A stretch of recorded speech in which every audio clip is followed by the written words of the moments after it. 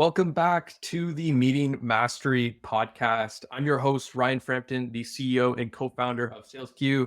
And we have a guest here today that takes me all the way back to when I first started in tech sales. Dan Wardle, the now VP of Revenue of Vidyard.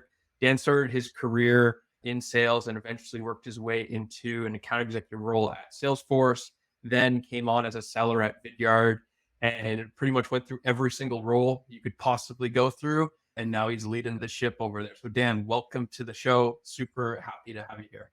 Yeah, thanks for having me. I still remember first time you and I chatted was on like some steps, concrete steps in front of a coffee shop. I was trying to convince you to come to Vidyard. You had some other businesses on the go, leaving university, but we finally snagged you for a few years. Yeah, I know. And that was probably one of the best decisions I've made in my career. So I appreciate you giving me the nudge there. Dan, I'm not sure if you've been able to tune into any of the episodes, but essentially what we like to do on this podcast is focus on the not so glamorous parts of your career. If anybody looks at your LinkedIn profile, it's just promotion after promotion and now having an incredible leadership career at Vidyard. But as everybody that we have on this show, there's always those harder times, maybe when things didn't go as fast as you wanted, or maybe you didn't really know where you're going to go in a certain moment of your career and you face some adversity. Curious, like what comes to mind for you when you think back on your journey? Yeah, there's actually two spots I got thinking about when you mentioned this. The first was I got very fortunate co-op program in university, got into BlackBerry when nobody knew what they were, and I got to experience that ride. So that was like seemingly all roses. And then near the end, it's once you're at a company where the product starts to slip and it's out of your control, it's tough. I was managing a team of 5 senior folks, and then the layoffs happened, and basically they were all gone. So I'm like, wait, how am I going to do this all by myself? And you're getting pushed around, and you have no choice of any of these decisions.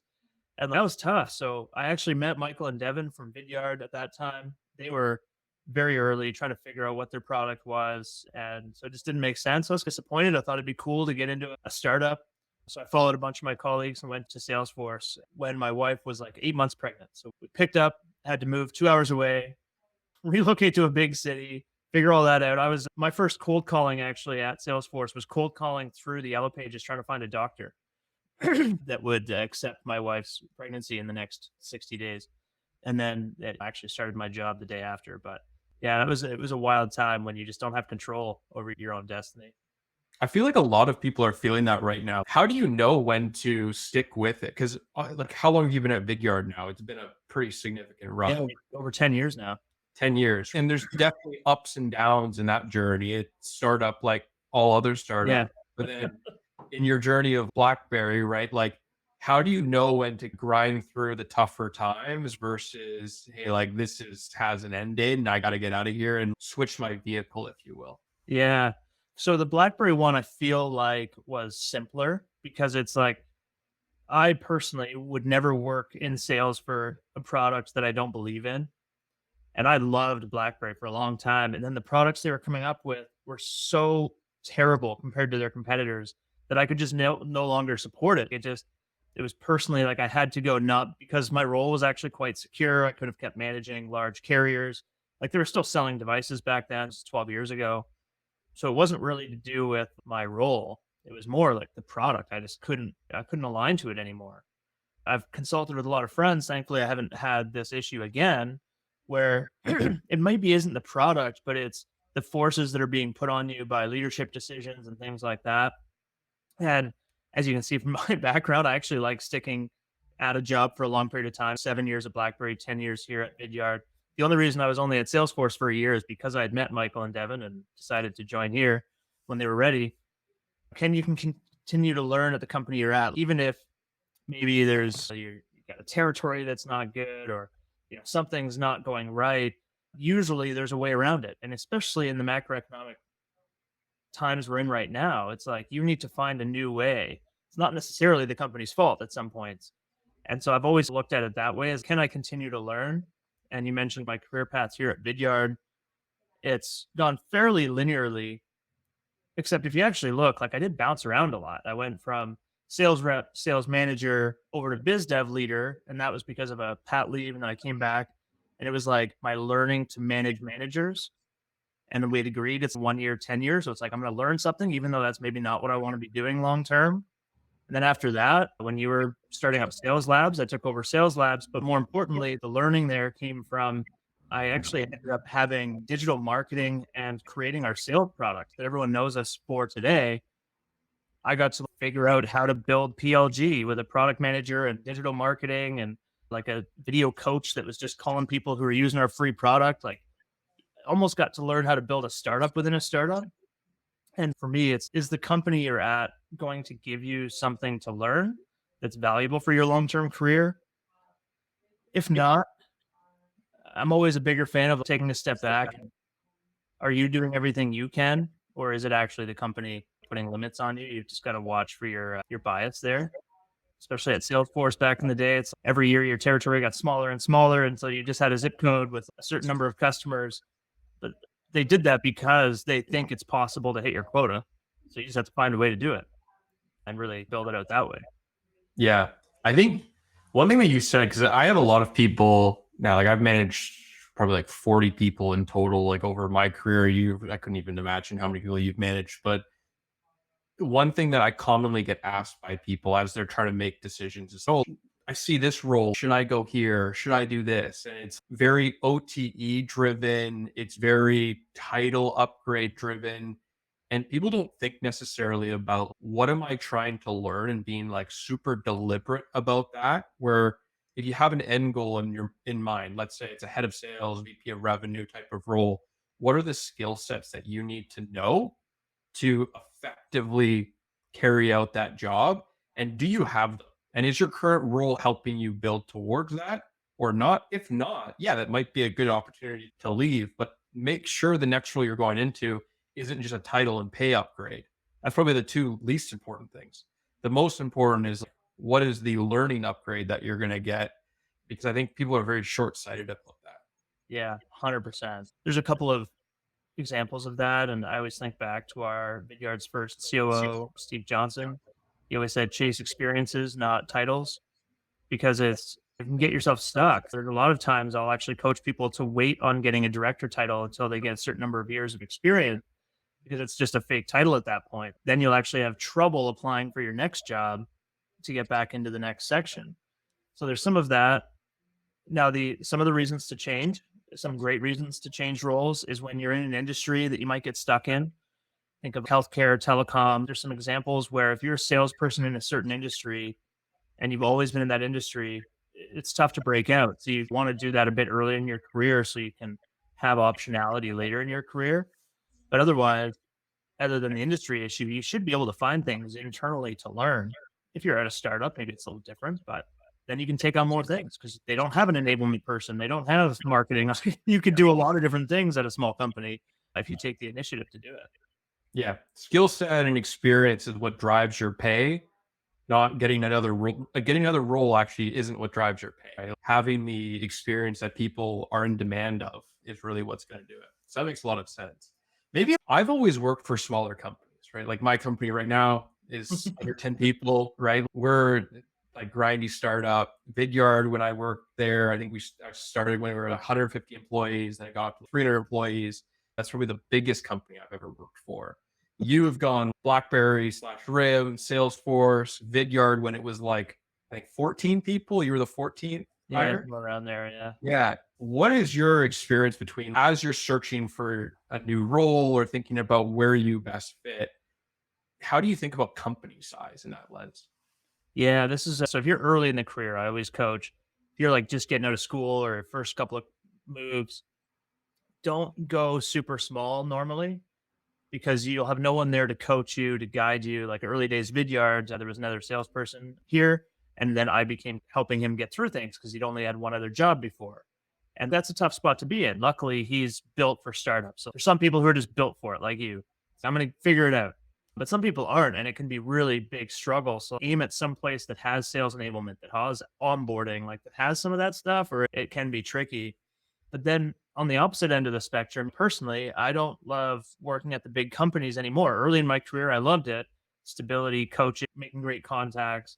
I still keep in contact with my last boss from BlackBerry. He's a great resource. But now, when you're at a big company at my stage of my career, like even if I went to a big company now, I probably wouldn't be the CRO. I'd be somewhere in the middle management and I wouldn't be able to make decisions for myself. And I would hate that. Whereas I have some peers that I've been working with during all this stuff going on with the economy where they've changed roles and they've really thought about themselves and they were at a startup being the head of sales, about a 100-person company. So they were like everything. They realize they actually don't like that feeling. They don't like that feeling of not knowing how to answer a question or how to structure something. They'd rather be maybe it's a divisional RVP or something at a bigger company. And so that's where they're transitioning to. So you really have to figure out what do you personally get enjoyment out of to help figure out what scale you want to go to.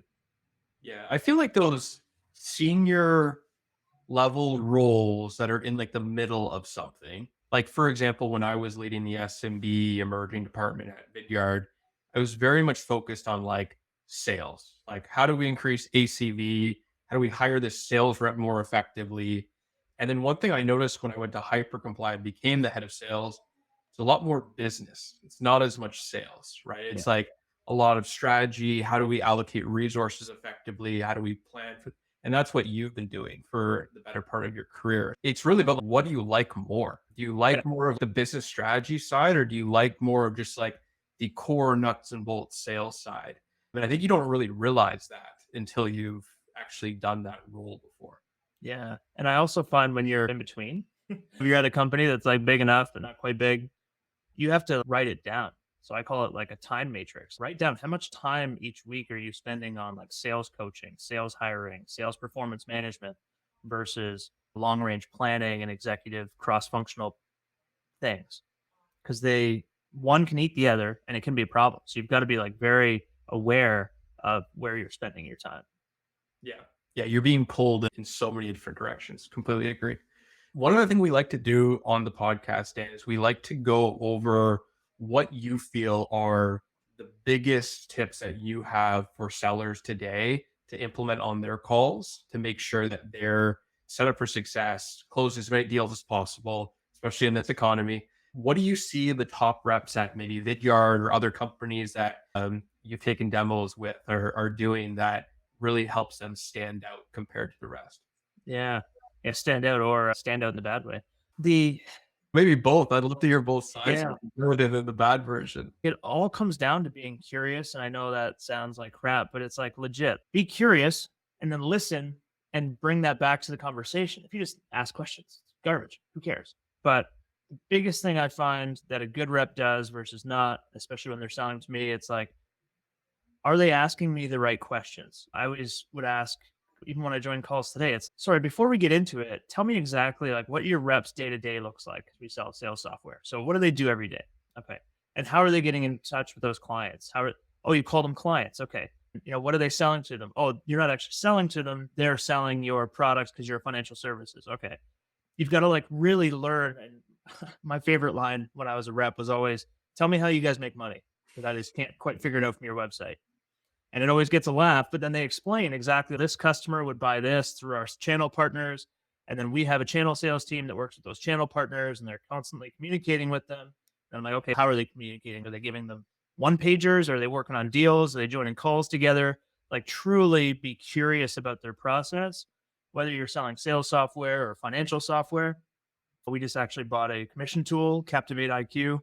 They were very curious. So was Spiff during the analysis. It's like, tell us, okay, walk me through how the approval process works. And, well, how does Dan have to like get into an Excel spreadsheet to check that? Oh, and then finance, you have to grab a screenshot every time he approves. I'm like, where does that go? Like being curious about it. And then when they're proposing it in their demo, this is the key part. You've asked and you've been curious. Now show that you understood it. If you just now show me a standard demo, it needs to be like using my language, write it all down. Like I always just have this little post-it note, digital post-it note on my screen that's like keywords I hear during a call that I'll make sure to always use their words. And in the demo, like making sure you're always exactly how their team's going to be using it, not the whole functionality of your product, just how you've identified their team can use it. That sets you apart, which sounds basic. It sounds like what you should all be doing. But if you're new in sales, You just don't have that like natural ability to retain and change your pitch on the fly. That's the hardest part of sales, which is why there used to be a conference called Art of Sales. It's probably still around because that's really what it comes down to. Yeah, no, I love that. One thing that stood out to me that you said there is making sure that you use their language. I hear so many times like reps are using your internal language. Like I know when I was managing the teams at Vidyard, we had this concept of hot transfer where someone would put up their hand, talk to the SDR team, say, "Hey, I want to have a demo like right now. I don't want to schedule it." And we'd fire them through because we wanted to have a frictionless experience. And then sometimes I'd catch reps being like, "Oh, hey, thanks for being willing to take a hot transfer." Like, I don't know what a hot transfer is. What do you mean? What are you talking about? But, like, that's just one example, but there's also like internal product stuff. Like, even if you're selling like something like Vidyard, right? Like, hey, how does your BDR team prospect? Meanwhile, on LinkedIn, their entire team's called a market development rep. Use that term. And then you're immediately going to just equal demos, you and a competitor. That prospect's going to feel like you understand them 10 times more because you're talking in the same language. Just like if you're talking to someone that speaks English and you're trying to sell to them in Spanish, it's not going to work too well. Yeah, that's such a great example. It's just those little things, and it's a psychological thing. They always say with VR headsets, there's never any hands in them because if you see the hand and it's not realistically, you immediately write off what you're seeing. This is the same thing. As soon as somebody says the wrong terminology to me, I'm like, they don't understand our business. That's the issue here. They don't get us. I'm just going to move on to the next vendor. Yeah. Yeah. It's just that little mental break you might have. Even in a prospecting case, right? Like the little effort that you can go if you have like your standard cadence or sequence and outreach sales law, right? Make sure you're tweaking the language for anything that you can identify on the website, right? It's just like that little thing goes such a long way throughout the entire process. But Yeah. Dan, really appreciate you taking the time to join me today. It was great hearing a little bit more about the adversity that you faced in your career and the tip that you have for all the sellers out there. Now, just a quick word from the company powering the podcast. Thanks, everybody, for watching. Watching call recordings on 2x speed is not only exhausting, but is also a waste of time for sales reps and leaders. With SalesQ, you can take concise notes with just a click of a button during your calls, so you can stay focused on the conversation. These notes are visible in real time, ensuring that you have all the critical information you need while it matters. After the call, the notes are automatically added to your CRM, providing your sales leader with all the information they need. Sales leaders no longer need to spend hours watching calls to identify if their coaching has been implemented. They can simply add feedback to SalesQ, and their sales team will be reminded in real time to execute on it. Sales reps can also submit evidence of their implementation of the feedback with just a click of a button, giving sales leaders an accurate picture of how the team was adopting their coaching. Want to help a specific rep improve? You can view calls where feedback was missed within your favorite call recording platform. Experience a more efficient way of managing your sales team with SalesQ.